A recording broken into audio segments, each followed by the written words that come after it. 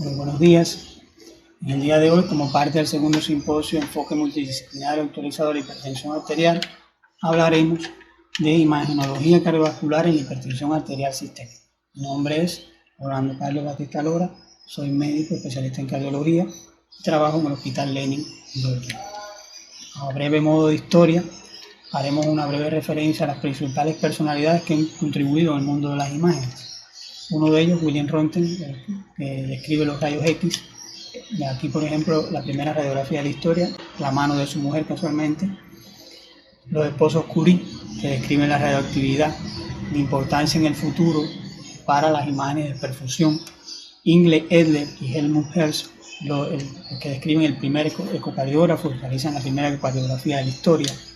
Gottfried Honsfield y Allen Cormack, que describen la tomografía axial computarizada en los años 90, y Peter Mansfield y Paul Lauterbach describen la técnica de resonancia magnética cardíaca, o sea, resonancia magnética en los años 2000.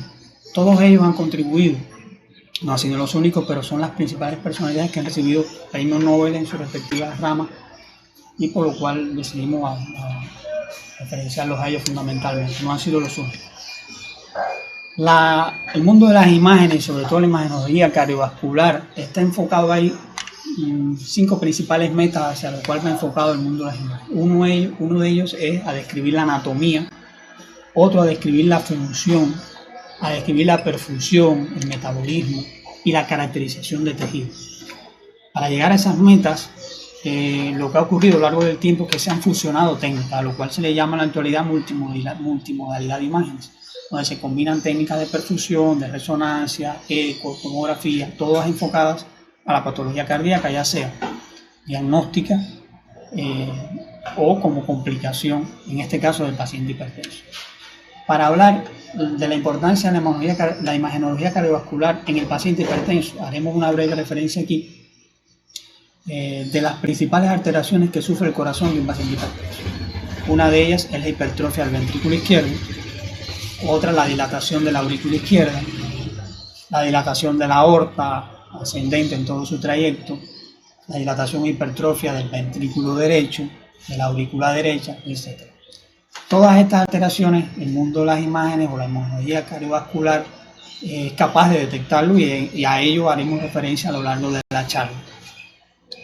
De ahí que existen 2 importancias fundamentales de la imagenología cardiovascular en el paciente hipertenso. Una es diagnóstica, para detectar causas secundarias de hipertensión, y de ella abordaremos la más frecuente, en la coartación aórtica. Y otra es detectar complicaciones cardiovasculares. Haremos referencia en esta charla al infarto, a la insuficiencia cardíaca, a la disección aórtica, a algunas arritmias. Y desde el punto de vista pronóstico, a lo largo del seguimiento de las complicaciones detectadas, tiene una importancia capital el seguimiento de las imágenes a lo largo del tiempo. Hay 2 claves fundamentales tanto para el diagnóstico como el pronóstico, y se interrelacionan una con la otra. O sea, no solo hay que tener en cuenta el mundo de las imágenes, sino tener en cuenta la individualidad de cada paciente. Y de ahí que para el diagnóstico es importante tener en cuenta la edad, el sexo, el estado previo cardíaco, las comorbilidades del paciente y la forma de presentación del paciente hipertenso. Y en el pronóstico, los estudios seriados comparativos. Comenzaremos con los rayos X. O sea, los rayos X como diagnóstico, o sea, de importancia diagnóstica para causa secundaria de hipertensión arterial, en este caso de una coartación aórtica.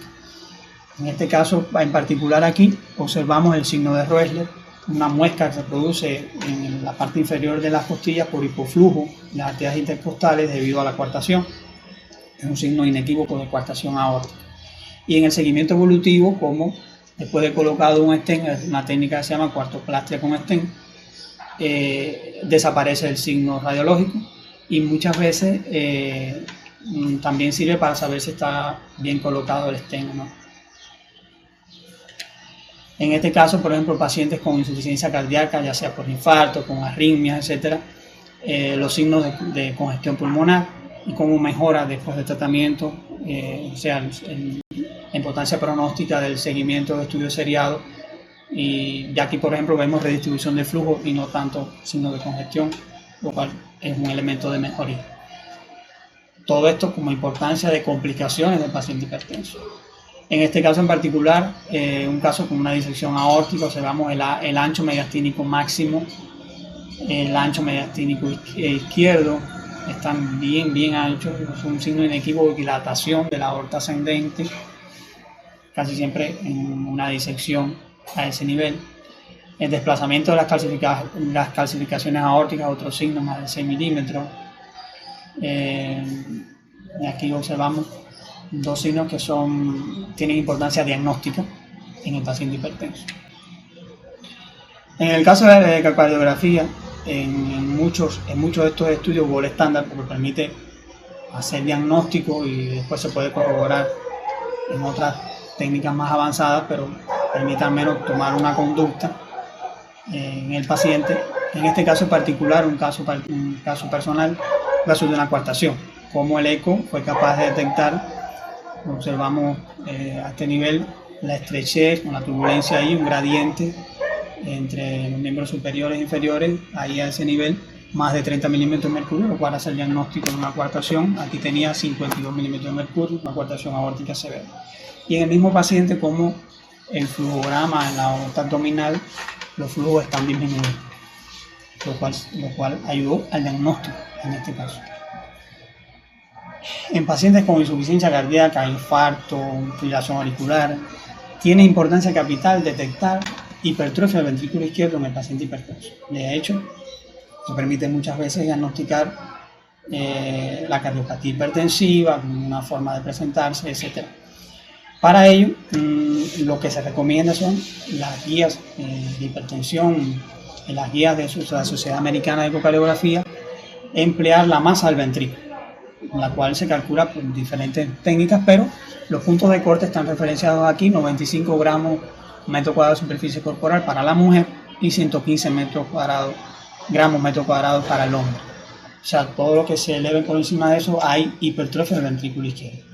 Y luego tener en cuenta el grosor relativo de la pared, que es una fórmula que también se emplea en la ecocardiografía para detectar si la hipertrofia es concéntrica o excéntrica, y de ahí se perfila muchas veces el diagnóstico, las complicaciones, etc. En las técnicas más modernas son strain, ninguno de los equipos con los que contamos lo tiene, pero permite incluso diferenciar los tipos de hipertrofia.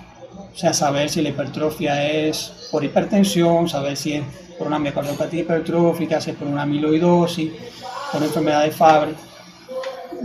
Por ejemplo, aquí en el Bullseye observamos cómo los patrones son diferentes. En la amiloidosis hay un apical sparing, que es el mantenimiento del strain longitudinal a nivel de los segmentos apicales. Otra importancia capital en estos pacientes es estimar las presiones de llenado, y de hecho en las recientes guías de insuficiencia cardíaca es lo que se recomienda para el diagnóstico de insuficiencia cardíaca con fracción de eyección preservada. Y hay que tener en cuenta para ello la FEBI, es lo que recomienda las últimas guías, pero hay 4 parámetros fundamentales que son la relación E',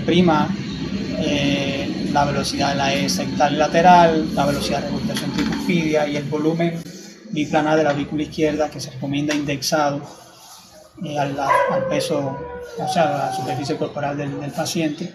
Todo ello en función de detectar presiones de llenado elevadas como complicación del paciente hipertenso. Otra importancia desde el punto de vista de complicaciones del paciente hipertenso es la disección. Observamos aquí un caso particular donde observamos el flap intimal, la dilatación de la aorta, la falsa luz, la luz verdadera, y aquí referenciado a la izquierda las dimensiones normales y dónde deben medirse las dimensiones de la aorta, lo cual tiene importancia también diagnóstica y muchas veces pronóstica en el paciente hipertenso. Haremos brevemente referencia de algunas cuestiones someramente de la TAC coronaria, cómo comenzó el desarrollo, era monocorte en los años 90 y se ha ido perfilando a lo largo del tiempo, 4 cortes, 16, 64 cortes, y en los últimos años son técnicas híbridas en donde se combinan no solo la TAC coronaria, se combinan también las imágenes angiográficas, las imágenes de perfusión, y todo ello permite mejor diagnóstico, acercarse a la verdadera caracterización del tejido, de la placa. Es una de las metas hacia la cual se dirige la verdadera multimodalidad de imágenes. Aquí un ejemplo de la importancia de la TAC coronaria para detectar un infarto, el afinamiento de la pared de la fibrosis por un infarto en miocardio, permite localizar el sitio, etcétera, dónde está la necrosis exactamente.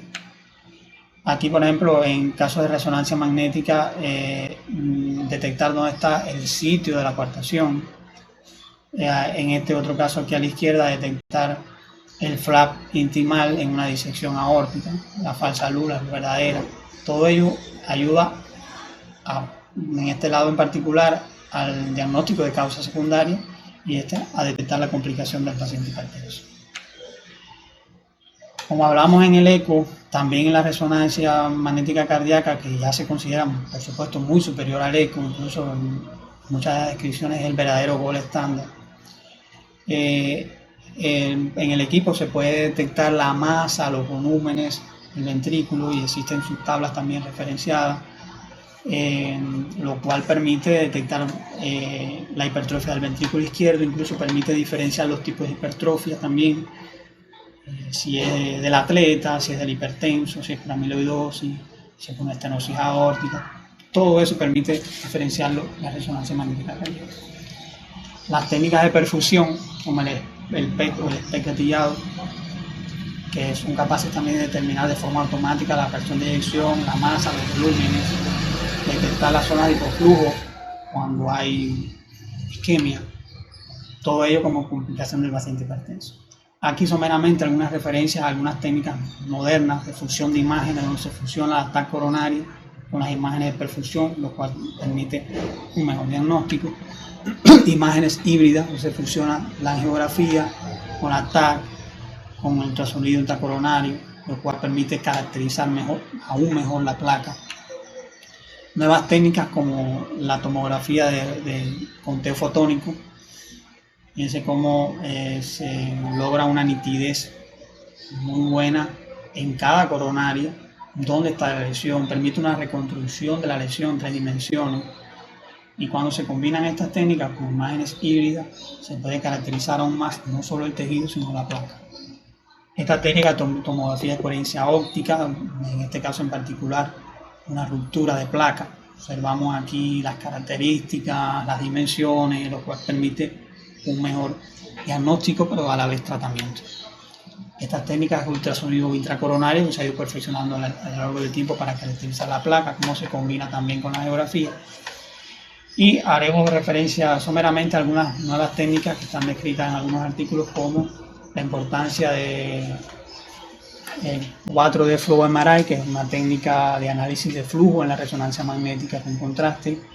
Por ejemplo, aquí en este caso en particular, diagnóstico en un paciente hipertenso, un paciente con una coartación aórtica, y cómo se comportaron los flujos después de la reparación, después de la cuartoplastia. Y en este caso, un análisis de flujo en la aurícula, como en el paciente hipertenso, fíjense, los flujos son muy diferentes, incluso al control, incluso al paciente con miocardiopatía hipertrófica, y eso permite un mejor diagnóstico y prevención de futuras complicaciones del paciente hipertenso. Y por último, no deja de mencionar las técnicas de inteligencia artificial que han ido perfeccionándose a lo largo del tiempo. Están en función sobre todo a la combinación de todas estas técnicas que hemos descrito y la automatización. El equipo en cualquiera de estas técnicas es capaz de diagnosticar, de predecir y ayuda en el diagnóstico. En este caso, por ejemplo, unas imágenes híbridas en un paciente con un infarto, como es capaz de detectar el porciento de lesión, el flujo, el FFR, y todo, te pone exactamente cómo está en cada sitio, y eso permite tomar una decisión terapéutica, diagnóstica, lo cual va en beneficio del paciente. Y por último, la segmentación automática en el caso de resonancia magnética es una de las técnicas más novedosas, que automáticamente, un botón, el equipo detecta los bordes, calcula la masa, los volúmenes, te pone el tipo de hipertrofia, y lo cual realmente ahorra tiempo y ayuda en el diagnóstico. Brevemente, algunas de las guías de la Sociedad Americana de Ecocardiografía consultadas. Muchas gracias.